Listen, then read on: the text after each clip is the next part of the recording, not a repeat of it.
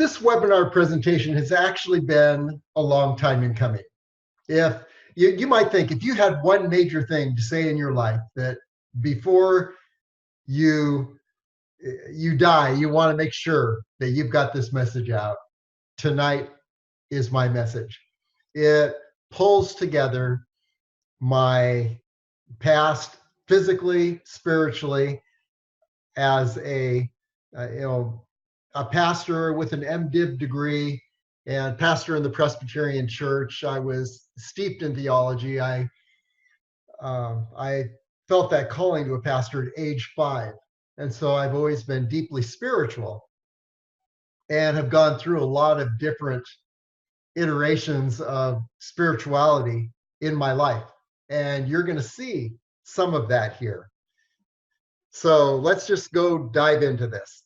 The Eternity Diet is a new diet for a non-disposable body. And what do we mean by that phrase? There are two parts to it. One is the diet. The other is the non-disposable body. So let's go ahead and take a look at both of those.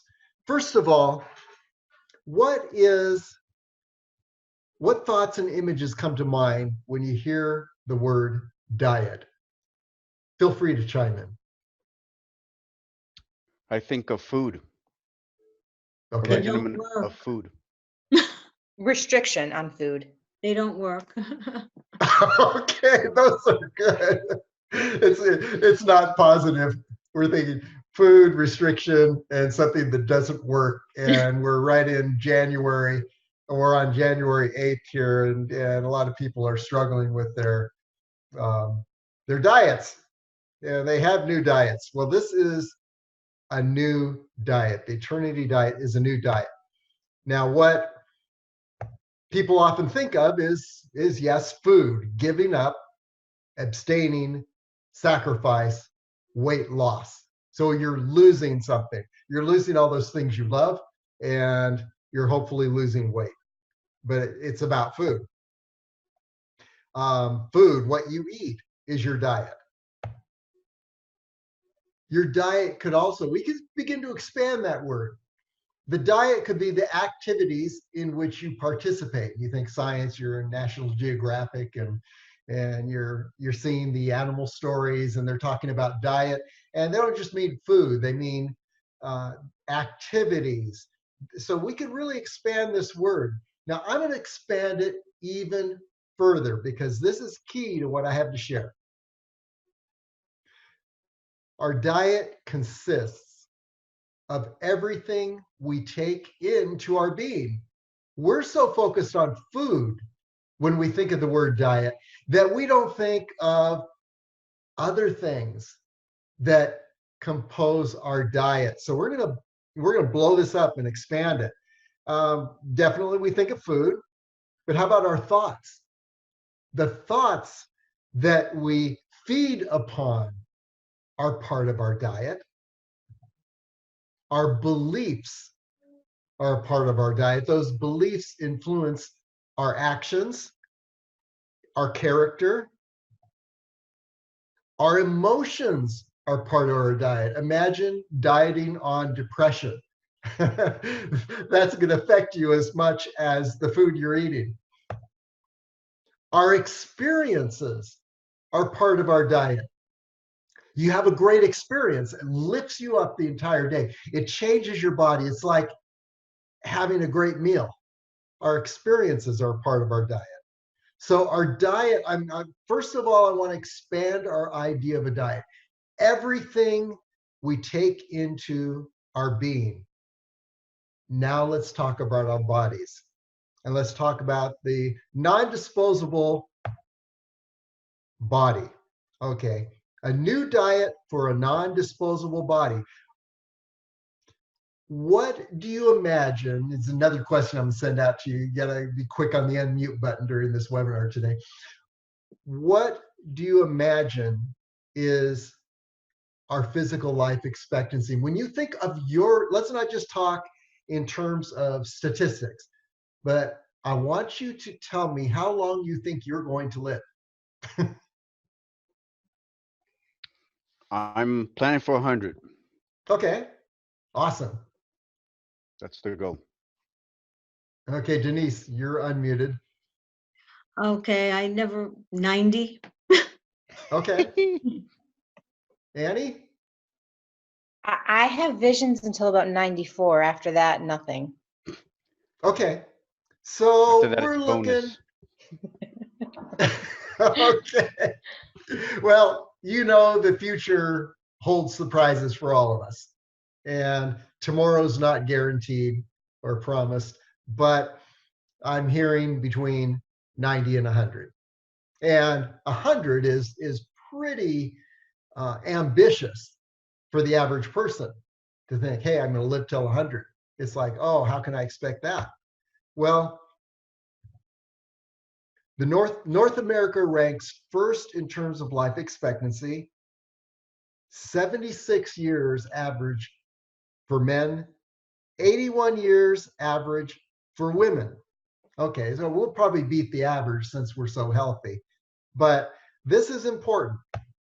So 76 to 81 years is life in a disposable body. And our life experience teaches us to think of our bodies as disposable. We live in this body and then we go somewhere else or we cease to exist, but these bodies are not going to last forever. Now, major world religions also train us to believe our bodies are disposable. And now you're going to see a little connection with religion, a little departure from traditional religion as we move forward. You go back to the origins of the Bible and you look at the creation story. The creation story was written when the Jewish people were captive in Babylon. And guess what? They were exposed to Babylonian creation myths. And those myths were that creation, it's dualism, meaning there are two opposing forces, the force of good and evil, and there was an evil dragon goddess, Tiamat, who is the goddess of earth and sky. And this is a little sexist, so forgive me, but I didn't write these things. This is way back Babylon. Murdoch was the king of the gods. He and Tiamat had this battle, and Murdoch triumphed, and the earth and the sky were created off of the dead body of Tiamat. And so right there, you're starting to think earth, evil, God, somewhere else. Okay? Now, against this, the Jews in the creation of, the first chapter of Genesis are saying there's a refrain there. God created the heavens, God created the earth, and it was good. God created the animals, and it was good. God created the sun and the moon, and they were good. It's like where the Jewish people spoke out against this dualism, to say there wasn't an equal opposing force, but everything is good. Okay? Then comes Christianity. Christianity came in just as Judaism was born out of a Babylonian era, which influenced their creation stories and their awareness of the universe. Christianity was born out of a Greek philosophical worldview, which comes from Platonic philosophy. And this is when Christianity spread throughout the Greek Roman world and began to describe itself. And it was in a world where physical things, according to Plato, were a lower form of reality. that gave an impression of the higher form, which is spiritual. So physical, spiritual, physical, spiritual. What do we have? Dualism, almost, once again. So major world religions train us to believe that our bodies are disposable. In Greek philosophy, it's like the physical was meant to not be the real lasting thing. The spiritual was meant to be good and perfect and lasting. So that permeates Christianity. So dualism in Christianity, evil versus good. And you can say the devil versus God.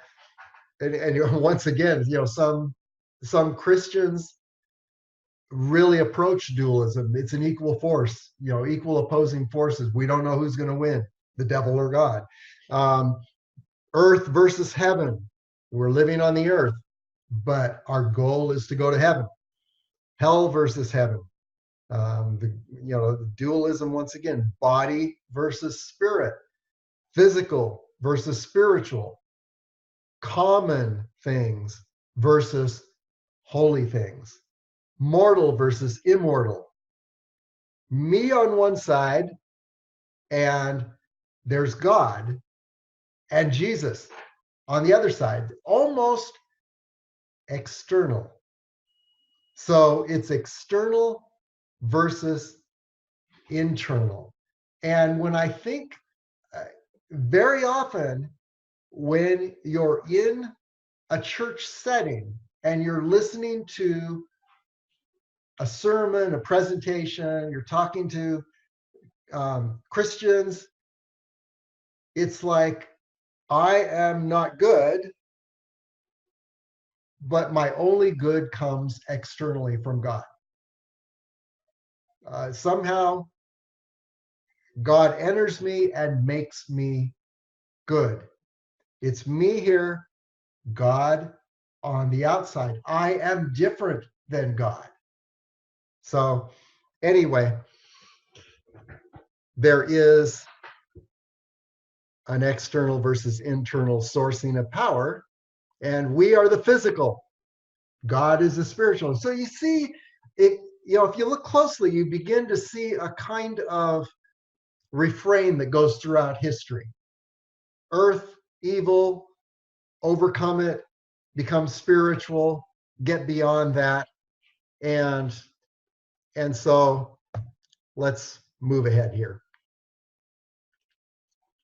So it's interesting, a curious path of Judeo-Christianity is this. In the beginning, as I mentioned with the Jewish creation story, all creation is one and good. It was good, it was good, it was good, the refrain of the first chapter of the Bible.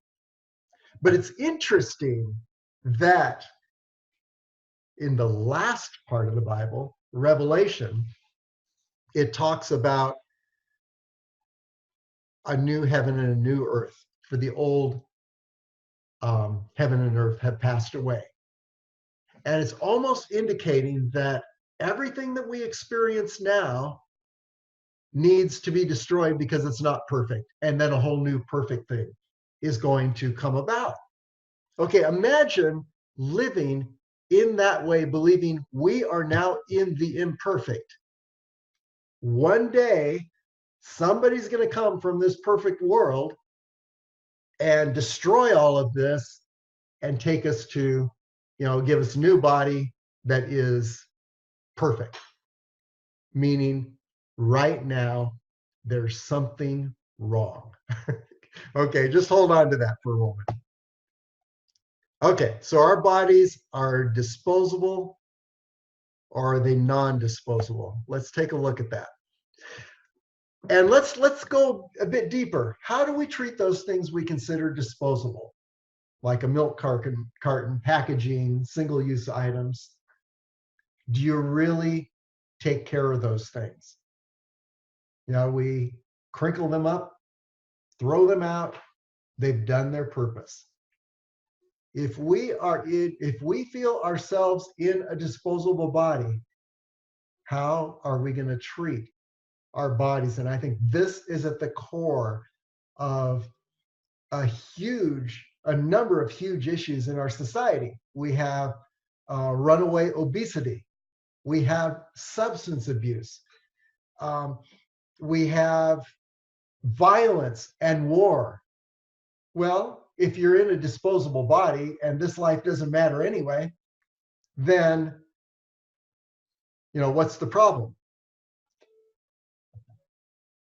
How does this compare with the way we treat those things we consider non-disposable? Let's say like our house, jewelry.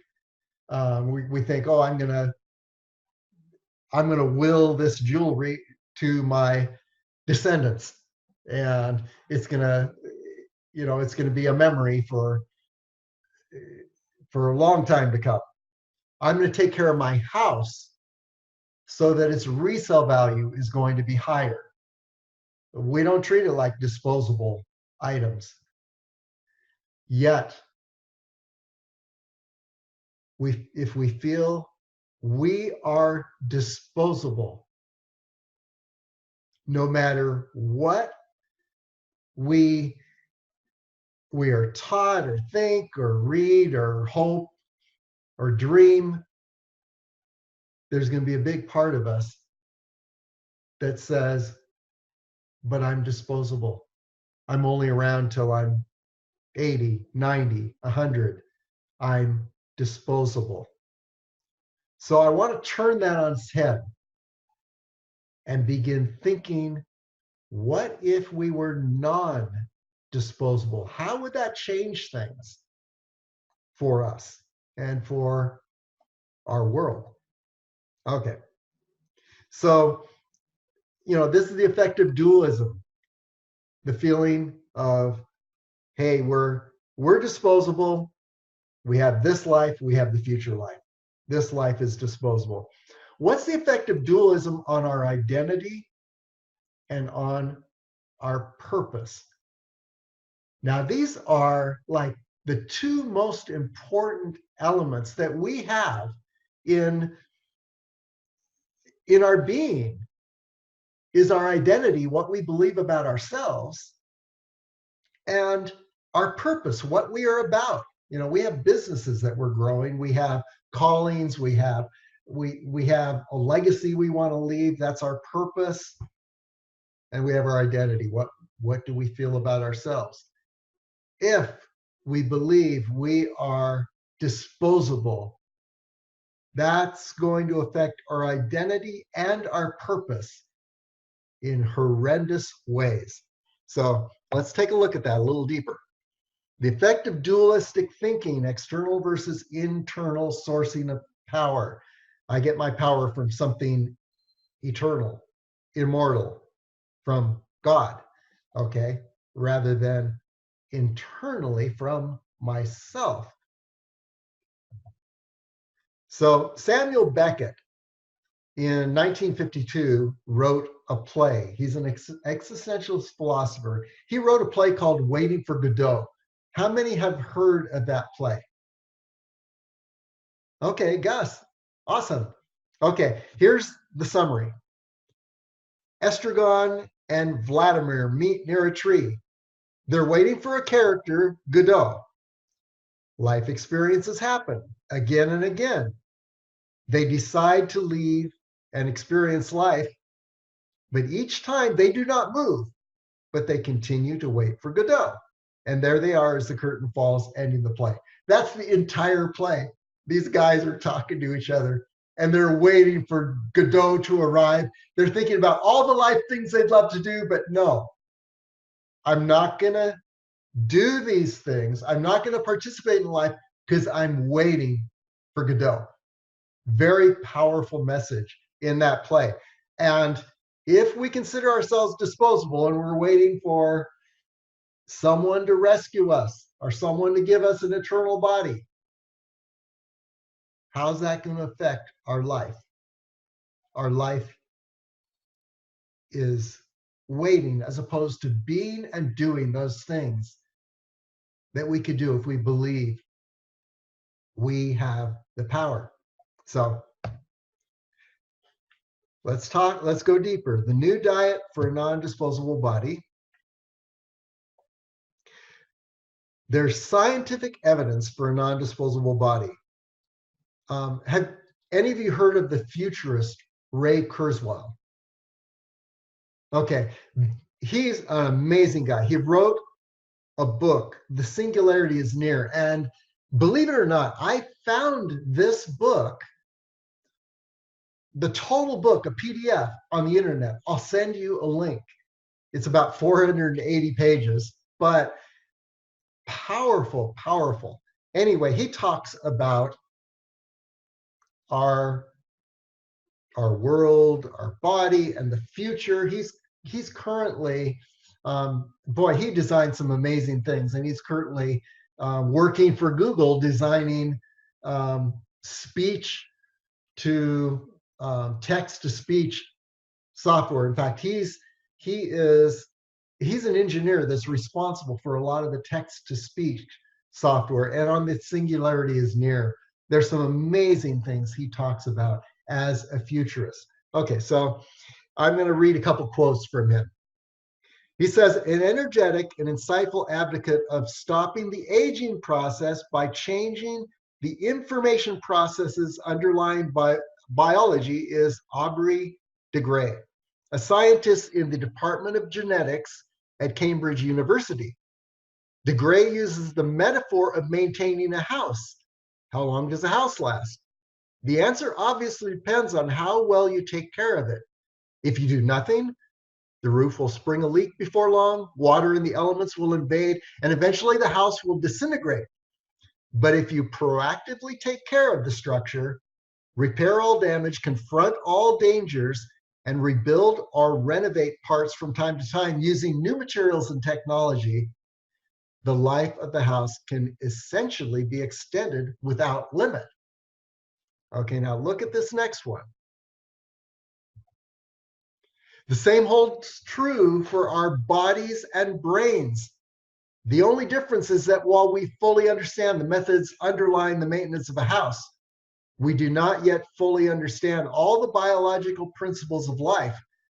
But with our rapidly increasing comprehension of the biochemical processes and pathways of biology, we're quickly gaining that knowledge. We're beginning to understand aging not as a single inexorable progression, but as a group of related processes.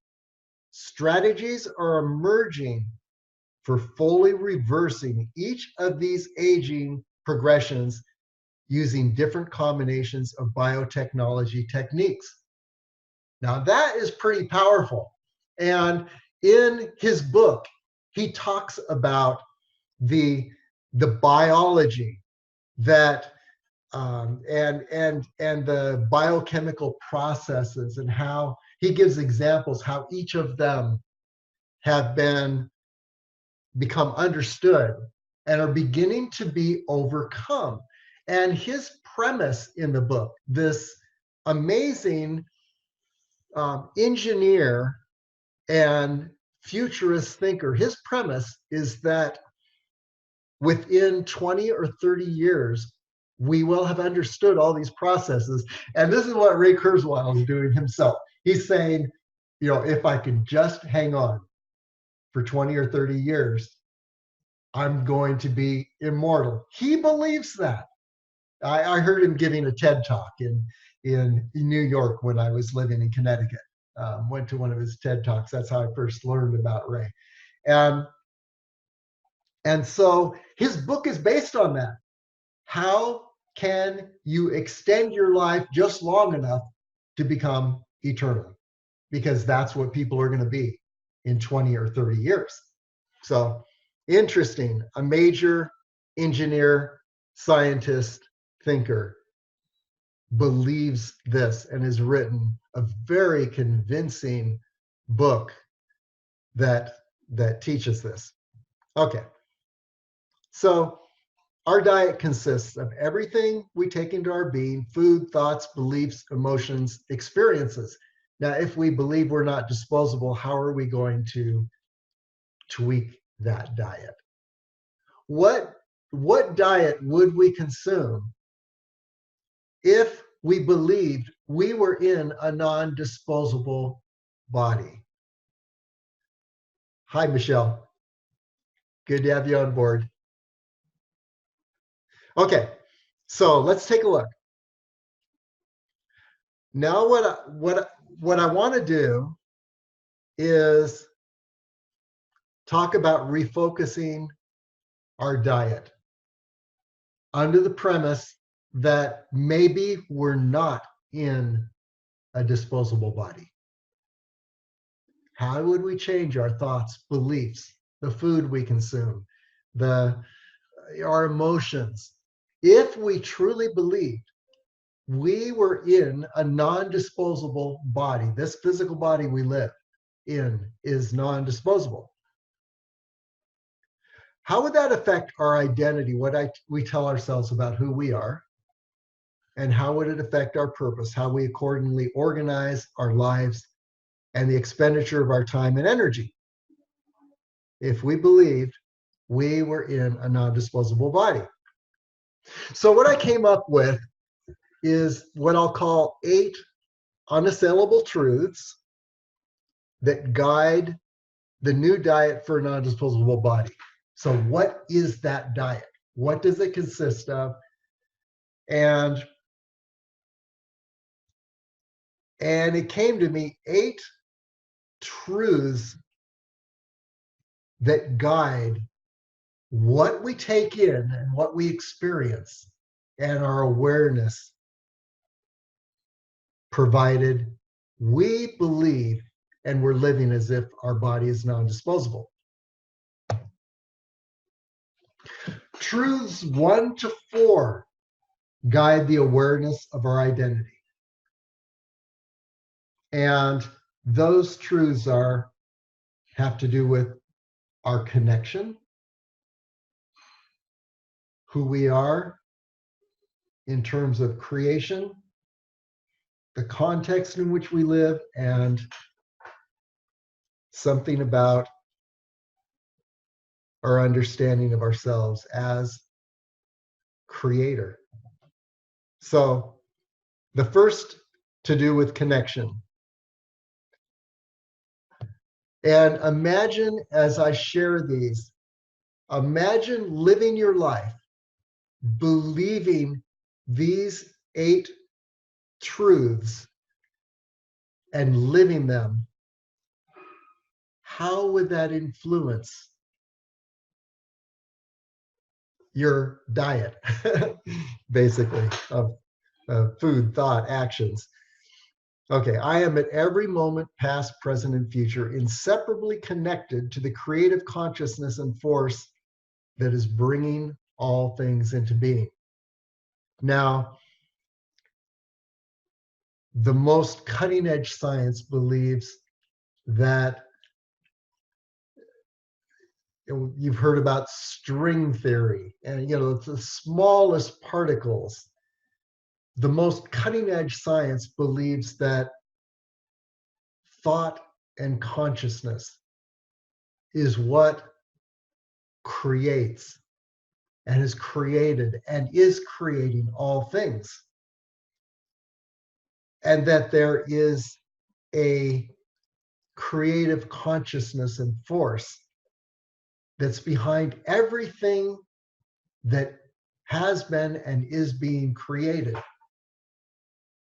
And so if you believe you are inseparably connected to that creative consciousness and force, how would that change the way that you, your whole awareness and the way you conduct your life? Hold this against dualism that says that we were created by something external. We pray to a force that's external. That force saves us. Well, curiously enough, even reading the Christian scriptures deeply, and I've studied them as a theologian for many years, you'll find the thread there that says there is not a difference between ourselves and God, who is in us and through us, and the Holy Spirit that is in us and through us. So we are inseparably connected. Now, another vein of Christianity, of course, teaches that no, you have to do something to experience that connection. But the way I read it, you don't have to do a thing. You just need to be aware of it and live as if you are inseparably connected to the creative consciousness and force that is bringing all things into being. Okay, here's the second one. Creation.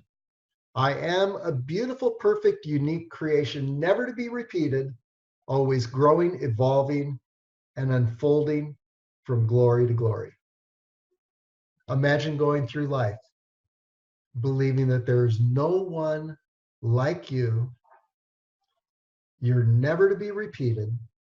You are beautiful, perfect, and unique as you are. So think about that and how that would change our identity, how we conduct ourselves. How would that change what we take into our lives, our diet? Context. This is a big one. I live, breathe, and move in the context and the beauty of all created beings, each unique, perfect, and glorious in their own way. That means the other person is just as unique and just as beautiful and glorious as and perfect as we are. Not only the other person, but every element in creation, plants, the earth, the sky, everything. And now we're almost getting into a Native American understanding of the earth, a holiness and respect of all living things. How would this affect, especially in this day and age where things are so divided, and we have a division. We've got Republican, Democrat, and the right, the left, and the red and the blue, and the Arab world and the Christian world, and you can just go through so many divisions. It's us versus them, my church versus your church, my group versus your group, my tribe versus your tribe. What if we truly believed that the other is just as beautiful and perfect a creation as we are? How would that change? How would that change our world? So that's another one of the guiding principles for the new diet for a non-disposable body. And finally, creator. I am modeled after and have within myself the creative consciousness and force that is bringing all things into being, which means that the separation between you and God does not exist. God is always seen as creator, but it's like that creator is outside me, created other things. I could never be that. However, imagine flipping that and believing that you are inseparably connected to creator. You are creator also. you create the universe. There is no separation. How does that change your identity? Okay, so those are the first 4 of the 8 unassailable truths. They guide the awareness of our identity: connection, creation, context, and being the creator.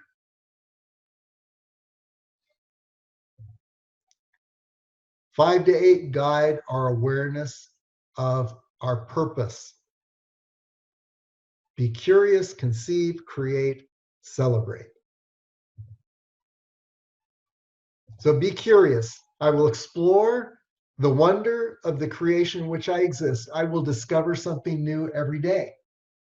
Curiosity to wake up in the morning and say, what am I going to discover today in my exploration of the wonder of this creation? What am I going to discover? And by the time my day ends, I'm going to ask myself, what did I discover? How would that change things? That's part of our purpose. Second element, conceive. I will imagine something I can bring into being. I will envision it in my consciousness down to the smallest, most intricate detail. That's what creators do. Creators have ideas. They conceive of these ideas and they play them out in their minds to the greatest detail. And that's what they spend their lives doing. What ideas are you conceiving at this moment? What ideas will you conceive when you wake up tomorrow morning and go through tomorrow? Create. I will bring my vision into being to join the beauty and the glory of all created beings. I mean, when you create something, you're acting as a creator and you're bringing creation into being. You're furthering creation. You are playing the part of God because there is no separation between you and God. Remember, it's not external sourcing of power. Your power is sourced internally. And then finally, just a minute, I've got some quotes here that came from Ray's book. The computer programmer is a creator of universes for which he alone is the lawgiver. No playwright, no stage director, no emperor, however powerful, has ever exercised such absolute authority to arrange a stage or a field of battle and to command such unswervingly dutiful actors or troops. Now, Ray, of course, is an engineer and he's in the computer world, but what he's saying is, wow, we are creators. Here's another one. On a windy day, 2 monks were arguing about a flapping banner. The first said, I say the banner is moving, not the wind. The second said, I say the wind is moving, not the banner. A third monk passed by and said, the wind is not moving, the banner is not moving, our minds are moving. We're creating reality as we live and move and breathe. Suppose someone were to say, imagine this butterfly exactly as it is, but ugly instead of beautiful. We create. We create by our imagination. And we have a choice how we're going to use that powerful, creative imagination. Okay, so create. I will bring in my vision into being to join the beauty and glory of all created beings. And then finally, celebrate. I will enjoy, give thanks, and appreciate in whatever way is most meaningful for me. I will join with all of creation in this celebration. I will celebrate myself. I will celebrate others. Part of our purpose. What are we celebrating? What are we going to celebrate tomorrow? And it's kind of interesting. And when the Protestants split from the Catholic Church back during the Reformation, it was a time when people were rethinking deeply, what is our purpose?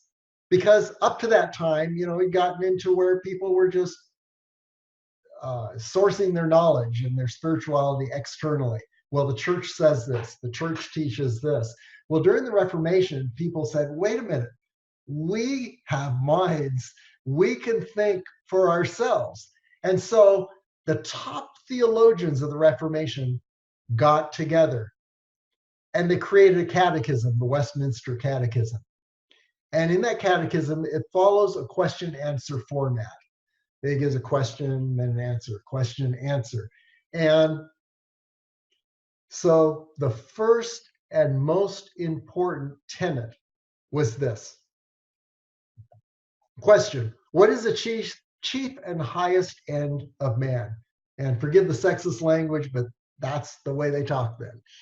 What's the chief and highest end of man? What do you imagine those theologians thought about the chief end? Well, we're going to serve God. We're going to be good people. We're going to be the best we can be. We're going to accomplish great things. And you got the Protestant work ethic. What do you think those theologians thought? And here's their answer. Man's chief and highest end is to glorify God and enjoy him forever. And so enjoyment was the chief thing that we should be about. Enjoyment. And if there's no separation between ourselves and God, the creative consciousness that's bringing all things into being, enjoying ourselves and just being in joy. And that's where I came up with the final one, which is to celebrate. I will enjoy and give thanks and appreciate in whatever way is most meaningful for me. I will join with all creation in this celebration. I will celebrate myself. I will celebrate others. And in the times that I spend in the wilderness, I would say that there is a kind of joy that comes, that is just exudes from life. It's like every rock, every plant, every tree, every animal is just in tremendous joy. And it's almost like in a song of joy, the universe. And that's what we get to join. So anyway, these are the 8 unassailable truths. The new diet for a non-disposable body. And what I believe about this is that the religions that we have been following are a couple thousand years old. It's time to rethink everything. If we rethought everything and boiled it down to the core beliefs and thoughts, what would those be? And that's what I'm sharing today. So in the Eternity Diet, there's a video on the homepage that summarizes all of this. And I won't play it now, but just want to make a note of that. Here's some final quotes. One of the biggest flaws in the common conception of the future is that the future is something that happens to us, not something that we create. That's Michael Asimov. Here's another one. Playing God is actually the highest expression of human nature. The urges to improve ourselves, to master our environment, and to set our children on the best path possible have been the fundamental driving forces of all human history. Without these urges to play God, the world as we know it wouldn't exist. A few million humans would live in savannas and forests, eking out a hunter-gatherer existence without writing or history or mathematics or an appreciation of the intricacies of their own universe and their own inner workings. Just a thought, what's the highest and best that has brought us to the place that we are now? And how can we draw upon that to move forward as individuals and as a society? So that is the Eternity Diet. a new diet for a non-disposable body. Now, I just open it up for comments and questions. I know this is like, you probably have not heard of this before because it's not in any book. So feel free to, what are your thoughts on this? Wow, this was quite the presentation, David. I'm like, the eternity diet, okay. Fruits and vegetables. My mind wasn't prepared for this. Well, you were the guy that had the longest lifespan projected to 100. So Well, let's just make sure imagine. you're organic, that's all.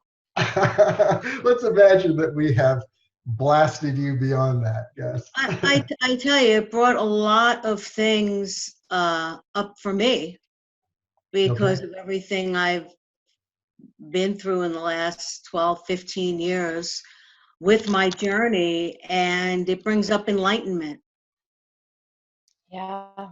because that's where it's at. It's at enlightenment. It's at the highest level of your consciousness, and it includes those 8 things that you talked about. And everything is within us. It's just we have to then tap into it.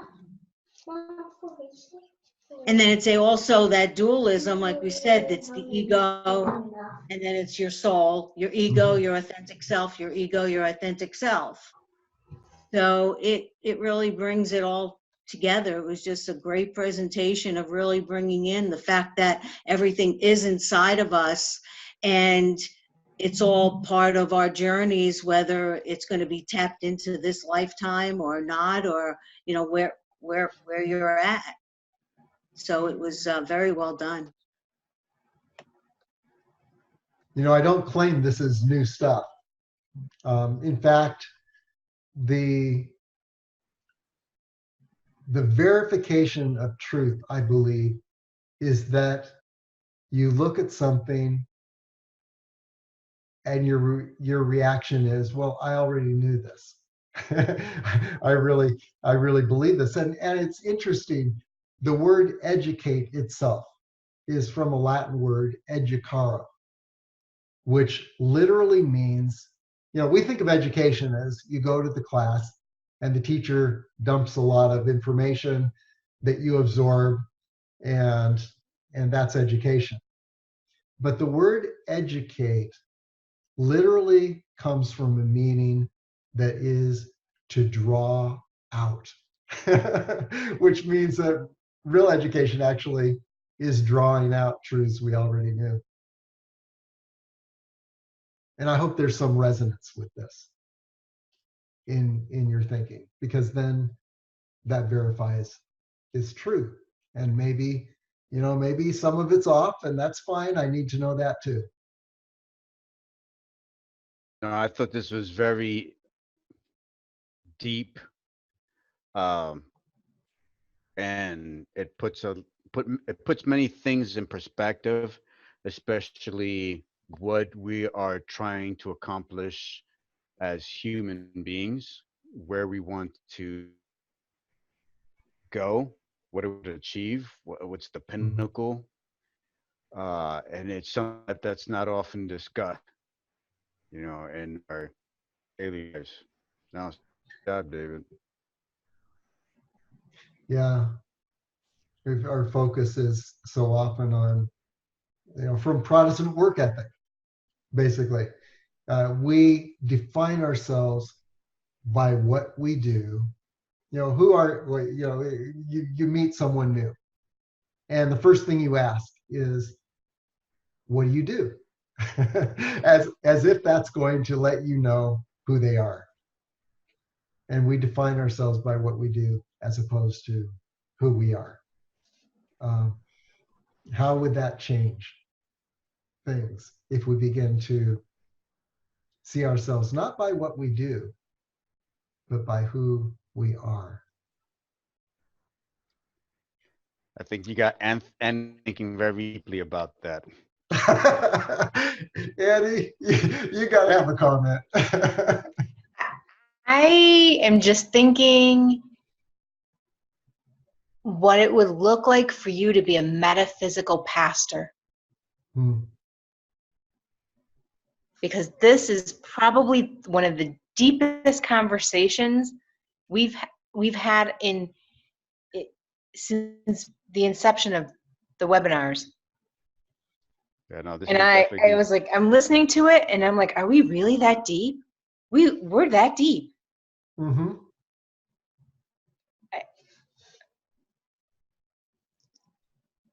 This is a brilliant topic, and I would love to take a piece of the centerpiece of this and post this on some of the talks that I do. Mm. And definitely, do so. It's interesting that in our life of meeting people and focusing on what you do, how was your day? Well, that's gonna depend on what I accomplished. Is what you do. We tend to think that people are so absorbed in what they do that they're not open to think deeply. But I think that all we need to do is give people permission, and then all of a sudden barriers begin to break down, and there's a greater depth. So yeah, it's all there. That person that you're looking at, that you're thinking, oh, this is a simple person that just does, has a very simple life compared to my very complex life. Um, the that person, you really get to know that person and their identity, their true identity, and you'll just be amazed at the depth, because everyone here has lived a number of years that I have not lived.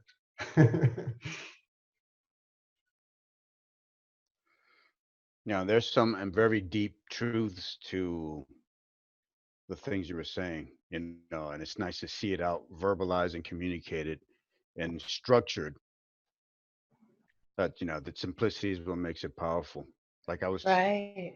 I was focusing on the curiosity part, and that's something that I connected a few days ago, where some very powerful differences between some of my clients that come in on their own and some of the clients that are referred to me. Mm, And one of the biggest things is the ones that are coming on their own are curious about their bodies, mhm, where someone that's been referred, it's like, okay, I'm here. I was told to come here. You guys can help me out. And it's a different type of experience with them. And it's like there's no self motivation. There's no mhm, active participation, where someone that walks in is like, I heard about this and I'm curious and I want to do this, and why mhm. does this happen? And that curiosity fuels motion and action. And I've been connecting to that subtle difference between clients. So there are I see the truth in what you're saying. Very perceptive. Sourcing power externally versus sourcing power internally. And what you're saying is that that's immediately evident to you. And Right, it's almost like it's a whole different person. there's when I'm curious, the source of motivation is internal. It drives them. Mhm, Mhm. And I do the same thing, and I'm attracted to those type of people. And I find the more questions, I a question driven, and what I find is that moves me to the next step. And then when I get to the next step, you know, three more questions pop up, and I'm like, okay, let's answer the question, let's answer that question, and it propels me forward. People that I come up with that curiosity, there's no motion, no energy, and they're not moving, and it's like they're not alive. They're, mhm. part of life movement and motion, and without that, I don't know what that is. That's interesting, Gus, because I experience the same, that people are guided to me or I'm guided to them, but the referrals don't have that same energy. It's like more of an obligatory, Right, it's and not that driven with the same desire. and Holly was alluding to that in our last meeting of the health affiliate that we're creating. Was like, hey, I'm here. People want to find me, they can find me. You know, Yeah. if they're showing up because someone sent it to me, I don't know if that's going to be a good fit. Mhm. All right, so we were talking about this, and it's really that, you know, hey, I'm a person and I'm curious about how to address these issues, and I'm motivated to find the people that can help me, as opposed to just showing up. Well, Michelle, give us a legal perspective on this. Well, I came in the last 10 minutes, so Oh I my walked gosh. into the really deep discussion, like kind of lost. So I really like, the whole Christian piece of being one with the Spirit. And I love that because I always feel like, I don't know, having like God or your creator within you is just so powerful. So we don't think about that. We always think about being alone and defined, like you said, by, what we do. So there's a whole different definition. So I want to go back and watch from the beginning though. So many boundaries there are that we create.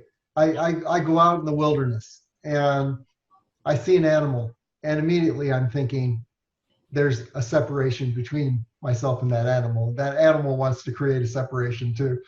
But there are times that I've dissolved those boundaries, and I feel more at home out in a forest where there's no trails. And, a person could be scared. You're in a foreign area, you could die, you could get lost. I feel totally at home because those boundaries dissolve. And when we're in the presence of another person where those boundaries break down, that's where we talk about kindred spirits and that and a kind of bonding that occurs, and how great that feels not to be alone and separated.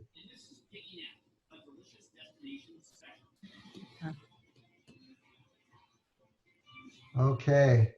Well, folks, thank you so much for being a part of this and participating. And yeah, if I knew the path to becoming a metaphysical pastor, I would do that in a minute. So I know you're playing host and presenter at the same time, David, which can be challenging. I do have two questions for you. Okay. All right. The first is, how did you come up with this structure, these concepts? Where did it come from? About 25 years ago, I underwent a huge change in my life. I was a pastor. I left all of that, and it's like I started out new, and I began to ask myself, that's when I began to spend an entire day in the wilderness every week. And I've continued to do that all through the last 25 years.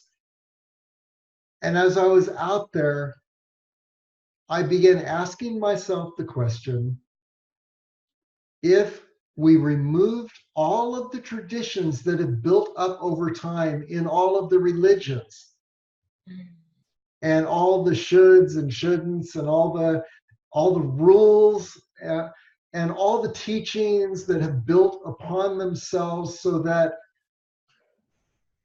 that we've lost the direct connection, I began to ask myself, if I were the first person alive that asked, what is there beyond this physical life? What is larger? What would that look like? And if I set aside all of tradition and all those layers of teachings and went for a direct connection, and I've been doing that for about 25 years. And at one point when I was in Connecticut, I can say the exact place I was in upstate New York, on a trail. And I asked myself, what are the basic foundational principles of reality if we were to reinvent the whole thing? And that's when these 8 came to me. Mm. And part of the reason I've asked myself this over the past 25 years is that, as I mentioned, religions that exist are thousands of years old. Now think of the questions and the context that existed in those times that are not the same now. For one thing, people thought the earth was the center of the universe. They had no concept of the expansive universe and other worlds and other creations. And so none of our religions really have anything to say about that, because it wasn't a question. People were in a tribal world where it was this tribe versus that tribe, then it became this nation versus that nation. We can no longer afford that in this world. We've come to a place in history where we can no longer afford tribalism. It will take us down. People lived in an environment they felt was going to last forever. The oceans will always be great, clean, good. There will always be, animals, plants. We live in a world where we've got to be concerned about the environment. The environment wasn't an issue when any of the major religions of the world came into being. And so that was not a question. The human body, there are a lot of religious people who do not care for their bodies. There's a lot of obesity in religion, and also in the health world.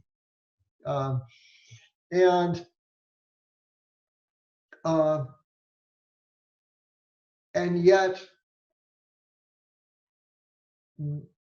increasingly the environment and our bodies, the separation, treating ourselves and our environment as holy is something that is no longer an option for us.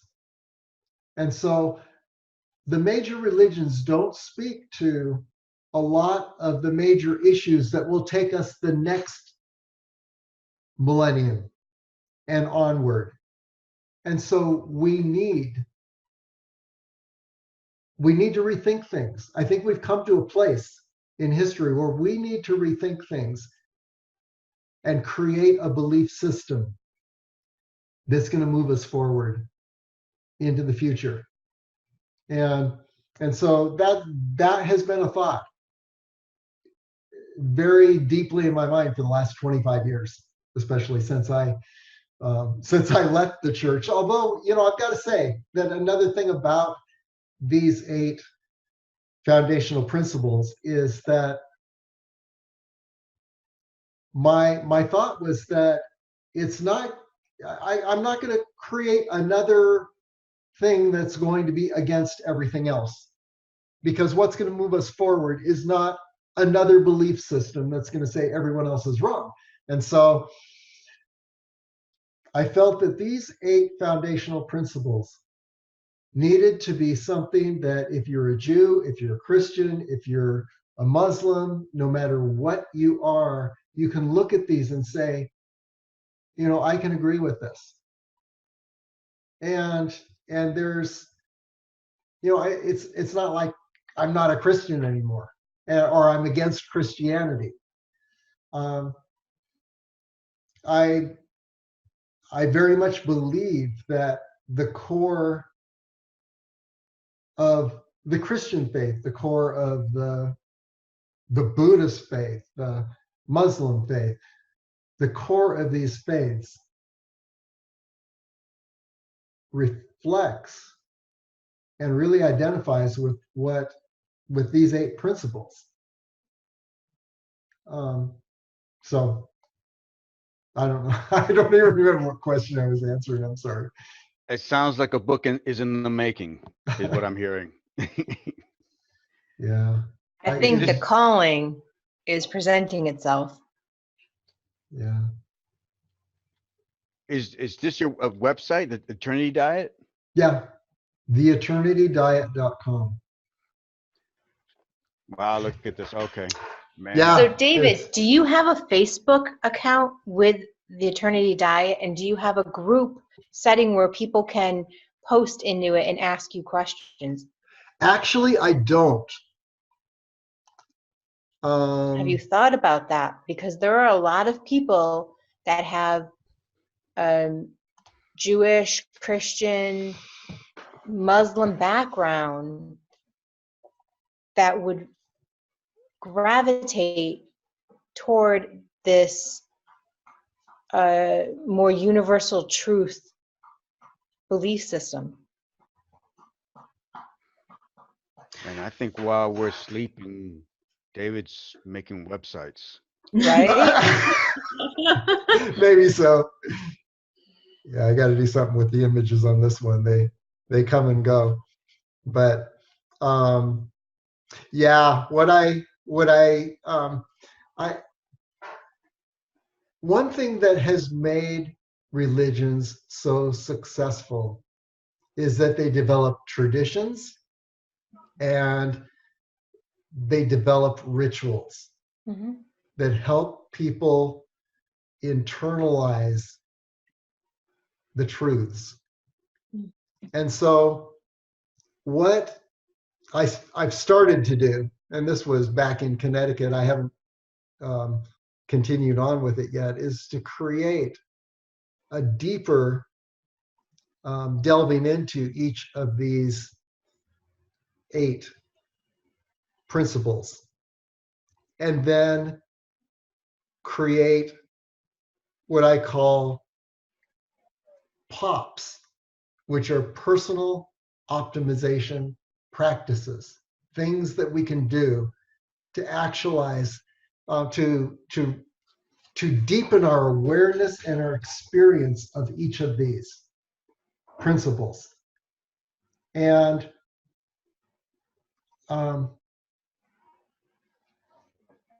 we learn by acting out.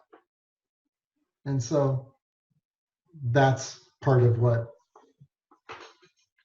I had begun to create, and then life happens, but would love to pursue this. Wow. I participate in a couple Facebook groups that are metaphysical Christian or metaphysical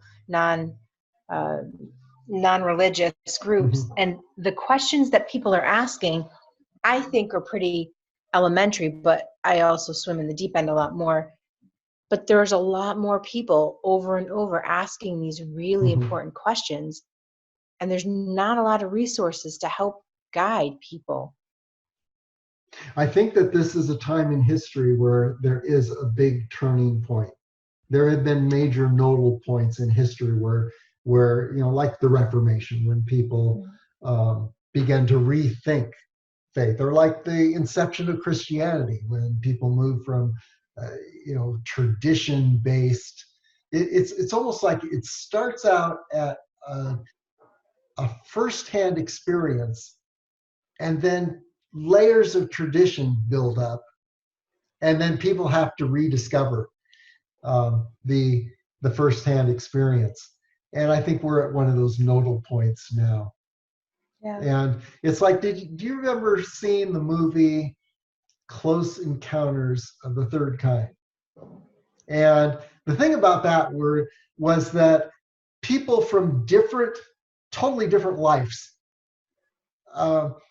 begin to have these visions, and they felt a calling to a certain location, and then they meet up at this location, and it's like something was happening, and it all came together. And I think we're at a nodal point in history where it's time to rethink.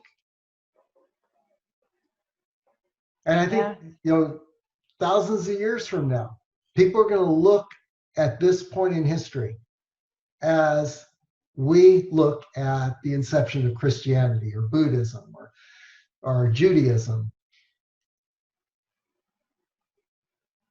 So it's happening, whether we believe or participate in it or not. It's happening. It's exciting.